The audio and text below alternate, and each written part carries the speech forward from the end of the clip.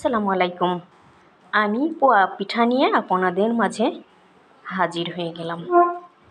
এই তো দেখুন কি সুন্দর হয়েছে আমার পিঠাগুলোর প্রণালী আমি একে একে আপনাদের সঙ্গে শেয়ার করব। আমি ভাজা পিঠা বানানোর জন্য যে প্রণালীগুলো নিয়ে লাগবে সেগুলো আমি নিয়ে নেব, আপনাদের সঙ্গে শেয়ার করব। দেখুন, এই তো আমি 2 কাপ আটা নিব।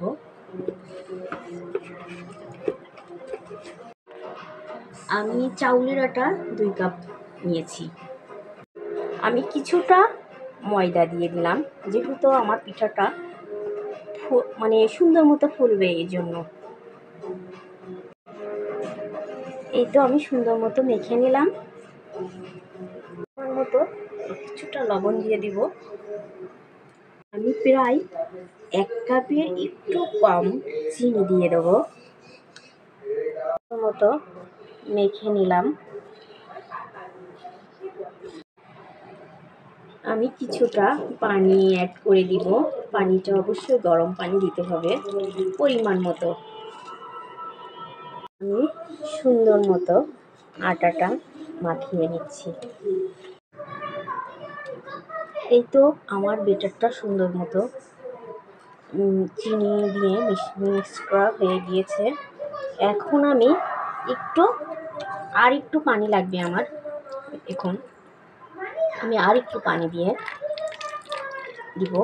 দেখুন সুন্দর মতো আমার ব্যাটারটা হয়ে যাবে। আমার ব্যাটারটি পারফেক্টলি হয়ে গিয়েছে। এই তো এর মধ্যে কোনো দলা পেকে থাকলে পিঠাটা সুন্দর মতো হবে না। এর জন্য আমার পিঠাটা সুন্দর মতো দেখুন একদম একটু দলা নাই। দেখুন গোলার মধ্যে একদম পারফেক্টলি সেট হয়ে গিয়েছে। আমার তেলটা আগে থেকেই গরম করা ছিল। আমি এখন পিঠার গোলা এই তো দিয়ে দিচ্ছি সুন্দর মতো। আমি সবগুলো পিঠা এইভাবে ভেজে নিব। দেখুন কি সুন্দর হচ্ছে ফুলো ফুলো পিঠা। এই তো আমি এখন পিঠাটা উঠিয়ে নিব। এই তো দেখুন আমার পিঠাগুলো প্রস্তুত করা হয়ে গিয়েছে।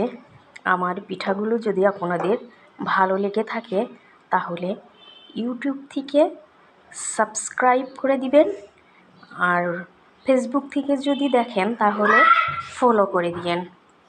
সবাই আমার পাশে থাকবেন। সবাইকে ধন্যবাদ।